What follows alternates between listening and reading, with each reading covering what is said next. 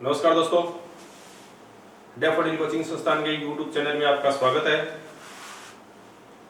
हमारे चैनल को लाइक करें, सब्सक्राइब करें और बेल आइकन को जरूर दबाएं तथा कमेंट करें। दोस्तों, हमने वर्ण विचार के बारे में पढ़ रहे थे, जिसमें पहला टॉपिक था स्वरों का। स्वरों का वर्गीकरण हमने कर लिया है। आज पढ़ेंगे हम व्यंजनों का वर्गीकरण। तो देखो, शुरू करते हैं व्यंजनों का वर्गीकरण। व्यंजन मुख्यतः क्या होते हैं कि स्वरों की सहायता से बोले जाते हैं। स्वरों की सहायता से जो बोले जाते हैं, या ये कहें हमारे मुख से या कंठ से जो, या यहां फेफड़ों से जो उठी हुई श्वास वायु जब किसी रुकावट के, बाधा के, व्यवधान के हमारे मुख से उत्पन्न होती है, तो वे ध्वनियां कौन सी मानी जाती है? व्यंजन ध्वनियां मानी जाती है। कौन सी ध्वनियां मानी जाती है? व्यंजन ध्वनियां। तो देखिए दोस्तों, जब किसी वर्ण का उच्चारण करने पर फेफड़ों से उठी हुई श्वास वायु मुख में आकर किसी रुकावट, बाधा, अवरोध, व्यवधान की रुकावट, बाधा, अवरोध या व्यवधान के बाद मुख से बाहर निकलती है, तो वह व्यंजन ध्वनियां या व्यंजन वर्ण कहलाते हैं। सामान्य रूप से किसी स्वर की सहायता से, एक लाइन में हम इसकी परिभाषा देखें तो यह होगी कि स्वर की सहायता से उच्चारित होने वाली ध्वनियां क्या कहलाती है? व्यंजन ध्वनियां कहलाती है या व्यंजन वर्ण कहलाते हैं। कुल व्यंजन ध्वनियों के बारे में बात करें तो सामान्य रूप से देखें तो वर्णों की संख्या कितनी थी? वर्णों की संख्या हमने 52 भी पढ़ी है, हमने 44 भी पढ़ी है। हम 44 के अनुसार पढ़ेंगे 44 के अनुसार। 44 का मतलब यह हो गया कि 33 जो है व्यंजन, उनके बारे में पढ़ेंगे। 11 जो स्वर थे उनके बारे में हमने कल पढ़ दिया। बात करते हैं 52 की, तो 52 में फिर कौन कौन से होंगे? तो 33 तो यही होंगे। इन 33 के अलावा 4 को हम संयुक्त के रूप में लेंगे और 2 जो है उच्छिष्ट या ताड़न जात जो है उनके वर्ग के रूप में लेंगे।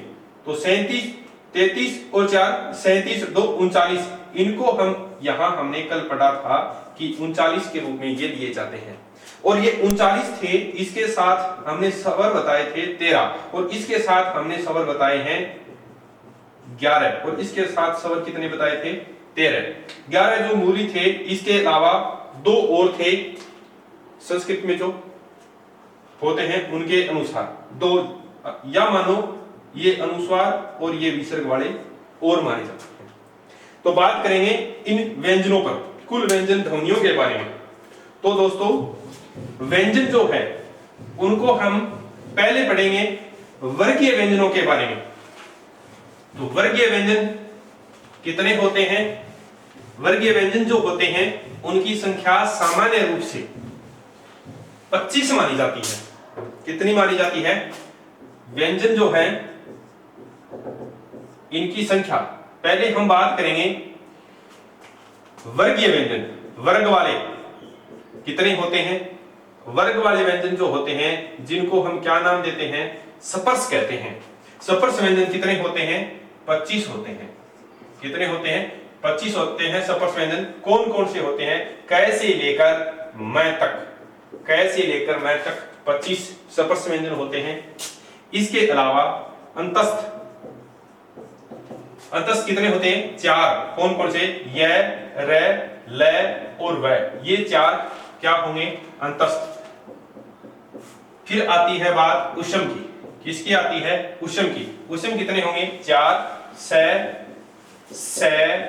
और श और है, ये थे उष्म। इसके बाद बात करेंगे हम संयुक्त के। संयुक्त व्यंजन बीएसटीसी में पिछली बार प्रश्न पूछा गया है और एक बार सेकंड ग्रेड में भी प्रश्न पूछा गया था इनके बारे में। संयुक्त व्यंजन कितने होते हैं? ये होते हैं श, त्र, ज्ञ जिसे बोलते हैं, और एक होता है सर। तो देखिए दोस्तों, हम बात करेंगे इसकी। ये किससे बना होता है? आपने बहुत पढ़ा है पहली क्लास से लेकर आज तक पढ़ते ही आए हो, इसका जो निर्माण होता है वो हमेशा होता है कै प्लस सै से। किससे होता है? कै और सै से होता है, न कि ये क्षत्रिय है, क्षत्रिय छह से नहीं बनता, कै और सै से बनता है। और इसमें पहले वाला अधूरा होता है, इसमें कोई स्वर नहीं होता। या तो आप ऐसे लिख दो या आप इसको ऐसे लिख दो। बात करते हैं त्रय की, तो ये किससे बनता है? तय प्लस में र, या दोस्तों ये बनेगा तय से, र से और ए से। बात करते हैं ज्ञ की, जिसे ज्ञ बोलते हैं। तो ज्ञ जो होता है क्या होगा? जय प्लस य, जय से बनाएंगे, ध्यान रखना ग से न कर दें, क्योंकि ये जय से बनता है, न कि ग गमला से बनता है। जय जहाज है ना, उससे बनता है। तो जय प्लस ये प्लस ए, इसको धन भी बोलते हैं प्लस को। और एक बात आती है श्रय की, इसमें क्या होगा? ये स ये होता है, विशेष रूप से ध्यान रखें, और र होता है। तो दोस्तों ये प्रश्न काफी बार परीक्षा में पूछा जाता है और हम मात खा जाते हैं कि ये बने हुए कैसे हैं। ये तो हमें हमेशा आते हैं, पहली क्लास से ही हम पढ़ रहे हैं, लेकिन ये दोनों अति महत्वपूर्ण हैं।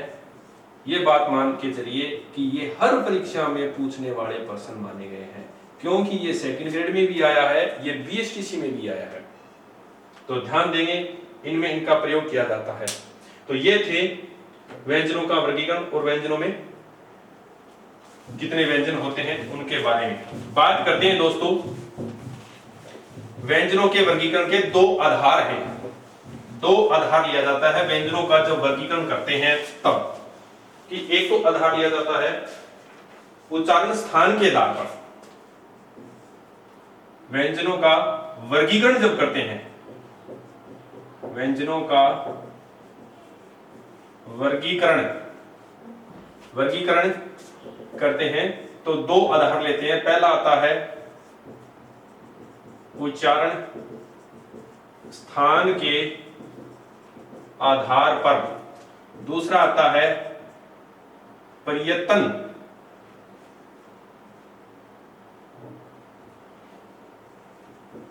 विधि के आधार पर। बात करते हैं इस एक नंबर की, उच्चारण स्थान के आधार पर, उच्चारण स्थान के आधार पर। तो देखिए दोस्तों, उच्चारण स्थान कितने होते हैं उनको याद रखने का तरीका मैं आपको बता दूं कि आपको ऐसे याद रखना है। पहला उच्चारण स्थान जो होगा ये हमारे कंठ जो होते हैं, पहला कौन सा होगा?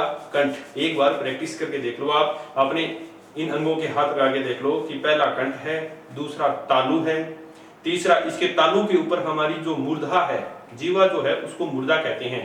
तो पहला कंठ, दूसरा तालु, तीसरा मूर्धा, चौथा फिर दंत और पांचवा फिर ओष्ठो।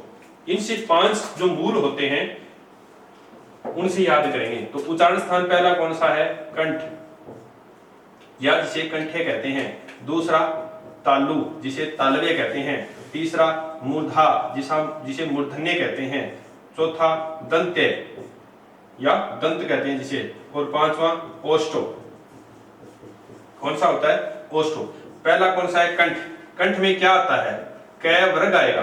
क्या आएगा? कै वर्ग पूरा आएगा, पांचों के पांचों इसमें आते हैं।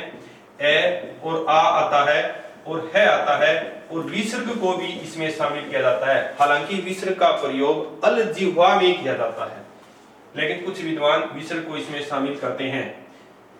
तालु जो है इसमें आता है चय वर्ग। कौन आता है? चय वर्ग आता है, ई आता है, चय वर्ग ई, और यह इसमें शामिल किया जाता है, और यह के साथ क्या आता है? स आता है। दूसरा है मूर्धा। मूर्धा में क्या आएगा? टय वर्ग आएगा। टय वर्ग के साथ री का प्रयोग किया जाता है। किसका प्रयोग किया जाता है? री का प्रयोग किया जाता है, रे का प्रयोग किया जाता है, और स का प्रयोग किया जाता है। फिर है दंत्य। दंत्य में क्या होता है? तय वर्ग आता है, तय वर्ग पूरा आता है, तय वर्ग पांचों के पांचों इसमें आते हैं, और तय के साथ एक संस्कृत वाला लरी भी शामिल किया जाता है। संस्कृत में भी पूछा जा सकता है ये उच्चारण स्थान, 1% संस्कृत में जरूर आता है उच्चारण स्थान का, तो गौर करेंगे। दंते में तैवरग लरी, और इसके बाद एक आता है लय, और इसमें एक ये जो स बच गया ये। अब आता है ओष्ठों के आधार पर, तो एक तो क्या आएगा, पै वर्ग आएगा, क्या आएगा, पै वर्ग आएगा, एक ऊ आएगा। ये थे इनके उच्चारण स्थान। इनको याद रख सकते हैं हम। एक कु है विसर्ग जनीय, एक कु है विसर्ग जनीय कंठ है, इसको याद कर सकते हैं हम। ई चे यू साना तालु, ई आ गया, च आ गया, ये आ गया, स आ गया, तो ई चे यूस, ई चे यूस है। इन चार शब्दों से हम याद कर सकते हैं। आप इन चार शब्दों को ही पढ़ सकते हो और याद रह जाएंगे ये।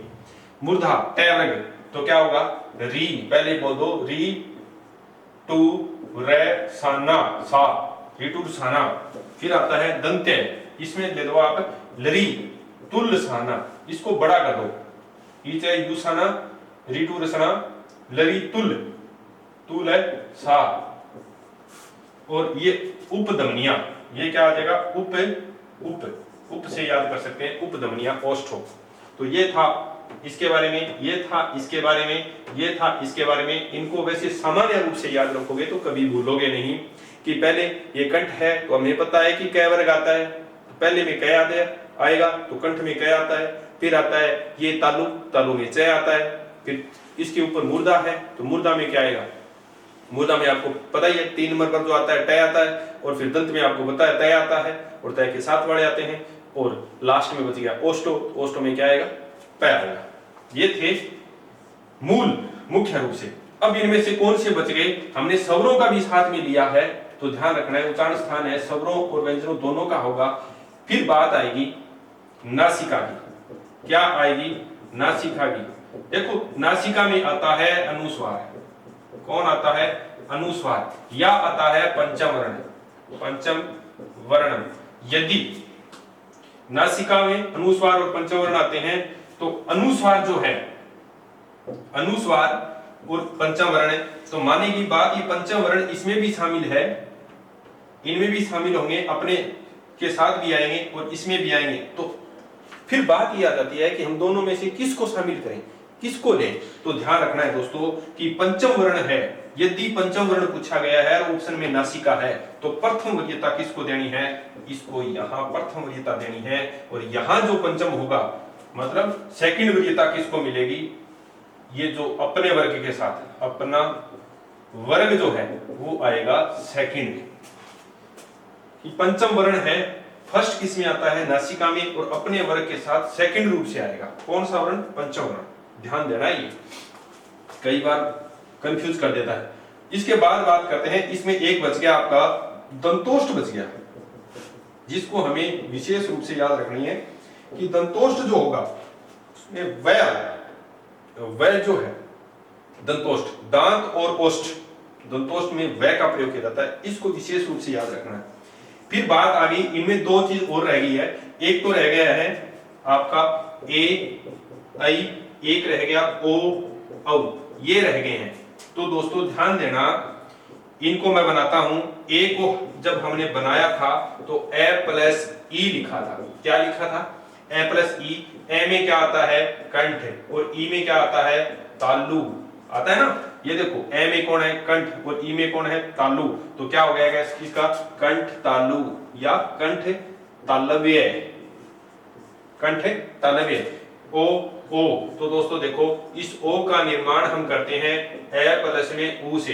ए में क्या था, कंठ, और ऊ में कौन आता है, ऊ में ओष्ठो। तो क्या बन गया, कंठोष्ठ। क्या बन गया, कंठोष्ठ बन गया।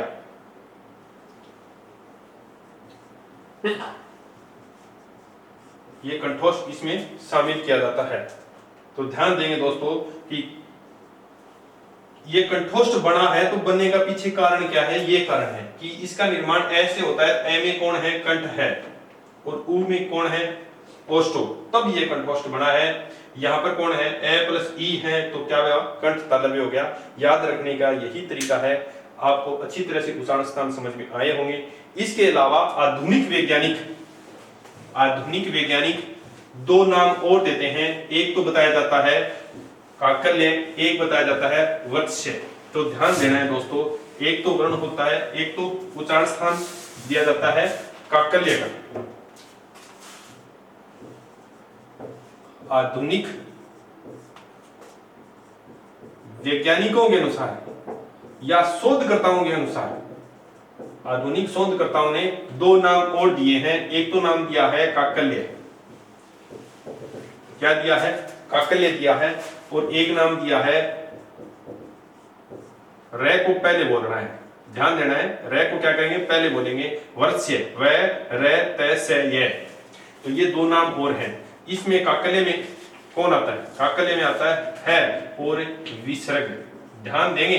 काकल्य में कौन आता है और विसर्ग। और वत्स्य में कौन आता है? नस्ल से आप याद रख सकते हो, न आता है, से आता है और ल आता है। यदि दोनों ऑप्शन में हो, कहने का मतलब प्रश्न में दोनों बात लिखी हो कि वत्स्य, यदि पूछा जाए कि से का उच्चारण स्थान कौन सा है, उच्चारण स्थान कौन सा है, तो आप ऑप्शन में यदि क्या लिखा है?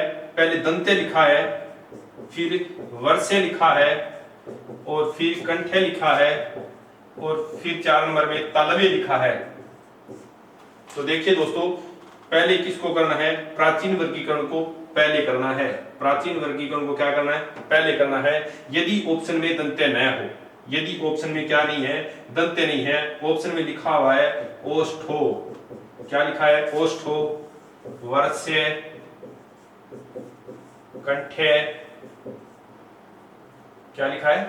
कंठ्य, और 4 नंबर में लिखा है तालव्य। तो देखिए दोस्तों, ओष्ठो, वर्ष्य, कंठ्य, तालव्य, ये ऑप्शन दिए गए हैं। तो इसमें कौन सा लोगे आप? वर्ष्य दोगे। यदि दोनों ही साथ में आ जाए तो भी किसको मानना है? प्राचीन वर्गीकरण को पहला स्थान देना है। तो ध्यान देंगे इन दो पर भी। फिर एक अलग से टॉपिक आता है आपका कर्ण के नाम से। कर्ण होते हैं सहायक अंग। क्या होते हैं? सहायक अंग होते हैं जो उच्चारणों को सहायता पहुंचाते हैं, उच्चारण सहायता पहुंचाने वाले। तो कर्ण कितने होते हैं? 4 होते हैं।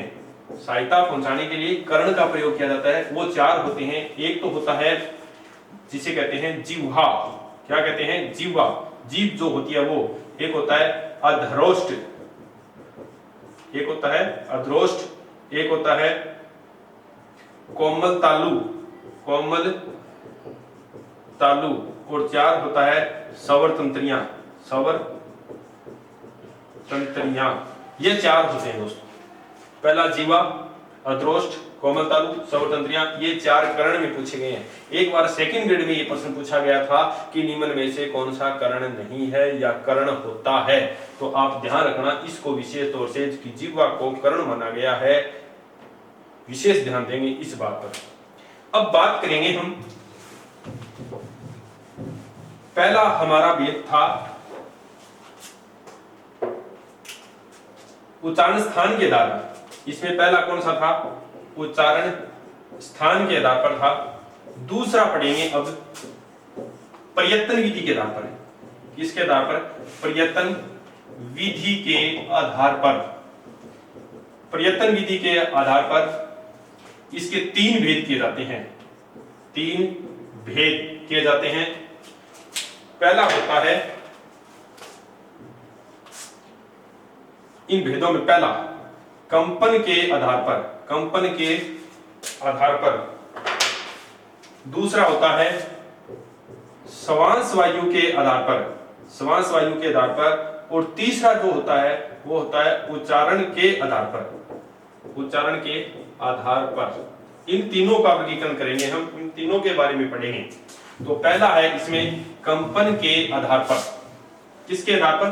कंपन के आधार पर। कंपन, कंपन का अर्थ हो गया नाद या गूंज, नाद या गूंज। गूंज का कम होना, गूंज का ज्यादा होना। 100% प्रश्न यहां से हर परीक्षा में पूछा जाता है। तो इसके कितने भेद किए जाते हैं? 2 भेद माने जाते हैं। कितने भेद माने जाते हैं? 2 भेद माने जाते हैं। पहला होता है अघोष, क्या होता है? अघोष। और दूसरा क्या होता है? जिसे कहते हैं घोष, क्या कहते हैं? घोष या सघोष। एक तो होता है अघोष और एक होता है घोष या सघोष। ये जो होते हैं अघोष, इनको पहले हम संख्या से याद करते हैं कि इनकी संख्या से क्या है, ए लग गया मतलब नहीं के बराबर है, ए जिसके लग जाएगा वो नकारात्मक पैदा करेगा, तो इसका मतलब इसमें आते हैं 13, तो इसमें इसके उल्टे हो जाएंगे, कितने हो जाएंगे 31। तो ध्यान रखना ए का मतलब छोटा है, छोटे में छोटे आते हैं, कितने होते हैं छोटे 13 होते हैं, और घोष या सघोष में कितने होते हैं 31 होते हैं। ये जो 31 होते हैं इनका वर्गीकरण करेंगे, और 13 जो होते हैं इनका वर्गीकरण करेंगे। पहले 13 जो हैं इनका मैं तुलनात्मक वर्गीकरण यही कर दूंगा। ये जो 13 हैं इन 13 के बारे में कि पहला और दूसरा वर्ण, पहला और दूसरा जो वर्ण होता है व्यंजनों में उसको शामिल करेंगे, तो एक वर्ग का वर्ण प्रत्येक वर्ग का, पहला दूसरा वर्ण प्रत्येक वर्ग का, प्रत्येक वर्ग का कितने हो गए 10 हो गए। पहला दूसरा करेंगे 5 वर्ग होते हैं, 5 के कितने हो गए 10, तो इसके बाद कितने रह गए 3 रह गए। 3 जो भाई हैं उनको शामिल कर दो आप, 3 जो भाइयों को हमने शामिल कर दिया, तो ये जो 13 हैं इसमें शामिल किए जाते हैं। बात आ गई घोष की या सघोष की, इसमें शामिल किया जाता है। इनसे जो बच गए वो सारे के सारे इसमें आते हैं। तो कहने का मतलब तीसरा चौथा पांचवा, तीसरा चौथा पांचवा वर्ण प्रत्येक वर्ग का, तीसरा चौथा पांचवा वर्ण प्रत्येक वर्ग का कितने हो गए 15। 5 वर्ग होते हैं, वर्ग कितने 5, तीसरा चौथा 5 दिए 15 हो गए। अच्छा, इसके बाद जो अंतस्थ होते हैं कितने होते हैं अंतस्थ 4 होते हैं, 4 अंतस्थ को इसमें शामिल किया जाएगा, और प्लस में 4 अंतस्थ प्लस में 1 आता है, तो ये भी कितने हो गए 5 हो गए। 15 और 5 20, बच गए कितने 11। 11 क्या होते हैं सवर होते हैं, सवर, सवर कितने होते हैं 11, इनकी संख्या कितनी हो गई 31। तो देखिए दोस्तों ये 31 होते हैं घोष या सघोष। अघोष कितने होते हैं 13 होते हैं, 10 प्लस 3, 3 ये हो गए, तो इनका योग कितना हो गया 13, 10 और 3 13 हो गए। ये अघोष होते हैं, ये घोष या सघोष होते हैं। तो ध्यान देंगे दोस्तों, अघोष जो है इसमें कई बार ये प्रश्न पूछा जाता है कि विसर्ग कहां आएगा और अनुस्वार कहां आएगा। तो एक में विसर्ग आता है, एक में अनुस्वार आता है। अच्छा, इसके बाद एक बार नेट में प्रश्न पूछा गया था कि वीवार और सहवार किसे कहते हैं। तो देखिए दोस्तों, सहवार स के साथ स आएगा, स के साथ स आएगा, स किसके साथ है इसके साथ है, इसका दूसरा नाम क्या है, इसको कहते हैं सहवार और इसको कहते हैं वीवार। याद रह जाएगा कि जिसके साथ स है उसमें स आएगा, तो स के साथ स आ गया, इसको कहते हैं सहवार, बच गया वो वीवार। याद रखने की बस। तो बात करते हैं दूसरा प्रकार। ये तो था कंपन के आधार पर कितने होते हैं 13, और ये कितने होते हैं 31।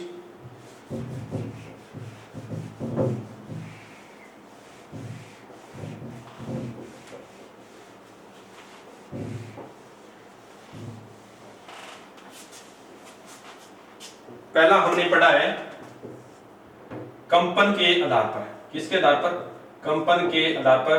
दूसरा पढ़ेंगे श्वास वायु के आधार पर, किसके आधार पर श्वास वायु के आधार पर। श्वास वायु के आधार पर कौन कौन से होते हैं, श्वास कम निकलनी, हमारे मुख से जो श्वास निकलती है वो वायु कई बार तो कम निकलती है, कई बार ज्यादा निकलती है। जैसे आप क बोलते हो और ख बोलते हो, तो क बोलोगे तो थोड़ी वायु बाहर निकलेगी, ख बोलोगे तो ज्यादा निकलेगी। उसी अनुसार आप च बोलोगे और छ बोलोगे, छ बोलोगे तो आपको पता है कि ज्यादा निकल रही है, और च बोलोगे तो कम निकल रही है। उसी अनुसार श्वास वायु के अनुसार इसके भी 2 भेद किए जाते हैं। पहला आता है अलप प्राण, क्या आता है अलप प्राण, और दूसरा आता है महाप्राण। एक तो कौन होता है अलप प्राण और एक होता है महाप्राण। अलप प्राण जिसमें श्वास वायु कम बाहर निकलती हो, श्वास वायु कम बाहर निकलती हो, पहला तीसरा पांचवा अलप प्राण में शामिल किए जाते हैं।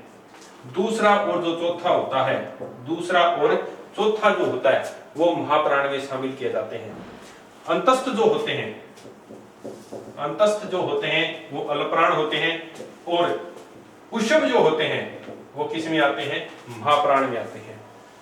तो दोस्तों श्वास वायु के आधार पर दो वेद हैं, अलप्राण और महाप्राण। पहला, तीसरा, पांचवा, 15 तो ये हो गए, 4 19 किस में आते हैं, अलप्राण में आते हैं। बच गए ये किस में आते हैं, महाप्राण में आते हैं। पूछा जाए सवर किस में आते हैं, काफी जगह नहीं लिखा हुआ है, माध्यमिक शिक्षा बोर्ड में भी नहीं किया है, लेकिन माना ही जाता है कि सवरों को इसमें शामिल किया जाता है।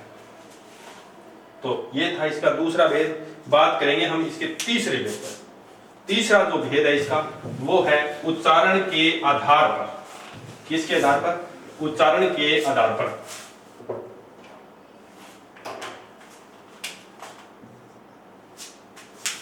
उच्चारण के आधार पर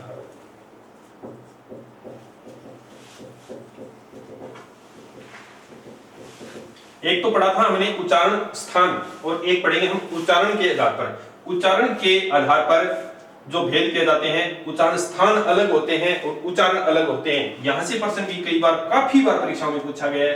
तो यहां पर मैंने कल भी चर्चा की थी जब हमने पढ़े थे स्पर्श कितने होते हैं और स्पर्शी कितने होते हैं। एक व्यक्ति ने कमेंट भी किया था कि स्पर्श और स्पर्शी समान होते हैं या वर्गीयों को कहते हैं। वो बात अब हम समझेंगे कि पहला है स्पर्शी। क्या है, स्पर्शी कितने होते हैं, 16 होते हैं। स्पर्शी कितने होते हैं, 16 होते हैं। कौन कौन से होते हैं, कै से लेकर घ तक, ये जो 4 होते हैं। च को छोड़ा जाएगा, ट से लेकर और पंचम को छोड़ना है। एक तो क्या छोड़ना है इसमें, च वर्ग को छोड़ना है। च वर्ग पूरे को छोड़ दो आप। क ख ग घ च छ ट ठ ड ढ,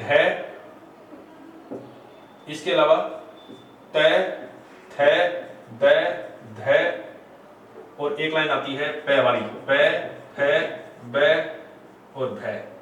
ये हो गए आपके 4 ये और 4 ये और ये 4 हो गए। इसके अलावा 4 ये हो गए। ये कितने हो गए, 16 स्पर्शी में शामिल किए जाते हैं ये 16। बात करते हैं हम 2 नंबर पर। पहला है स्पर्शी, 2 नंबर है सप्रस संघर्षी। आपके दिमाग में भी आ जाना चाहिए कि सप्रस संघर्षी कौन सा होगा।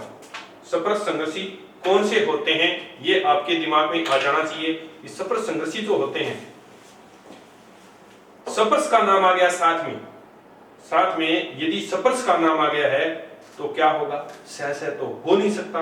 क्या नहीं हो सकता, सप्रस नाम आ गया। यहां भी सप्रस नाम है, 25 में ही आएगा।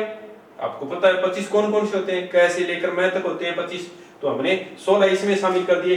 तो सप्रसी ये जो है सप्रस संघर्षी, इसमें 4 शामिल कर देंगे। कितने शामिल कर देंगे, 4। कौन कौन से होते हैं, च छ ज झ, ये जो 4 है इनको शामिल किया जाता है। तो ध्यान देंगे आप, ये जो हैं सप्रस संघर्षी में ये 4 शामिल होते हैं। गौर करोगे इस बात पर आप कि सप्रस होगा, कंफ्यूज करेगा। काफी बार पूछा गया है ये प्रश्न, कम से कम 3-4 बार परीक्षा में आया है। नेट वाले पेपर में भी पूछा गया था। तीसरी बात आती है फिर इसमें संघर्षी की। किसकी आती है, संघर्षी। यह है सप्रसी 16, ये होते हैं सप्रस संघर्षी। सप्रस होना चाहिए, 25 में शामिल हैं ये, तो सप्रस हैं संघर्षी। संघर्षी में कौन आता है, स है, ये किस में शामिल किए जाते हैं, सप्रसी में शामिल किए जाते हैं। तो पहला सप्रसी, फिर सप्रस संघर्षी, फिर संघर्षी, और संघर्षी में ये 4 शामिल किए जाते हैं। तो विशेष तौर से आप देखोगे कि ये 4 कौन कौन से होते हैं। इसके अलावा एक आता है अनुस्वार। अनुस्वार जो आता है उसमें हम शामिल करते हैं पंचम वर्ण को। इसको शामिल करते हैं पंचम वर्ण जो होता है, इनका जो बच गया पंचम वर्ण, इसका जो पंचम बच गया, इसका जो पंचम बच गया, इसका जो पंचम बच गया, इसका जो पंचम है और इसका जो पंचम है, ये पंचम वर्ण किसमें शामिल किए जाते हैं, इसमें शामिल किए जाते हैं। अब पंचम वर्णों को आप यहां लोगे अनुस्वार में, न कि पंचम वर्णों का प्रयोग यहां करोगे। तो ध्यान दोगे आप पंचम वर्णों के बारे में।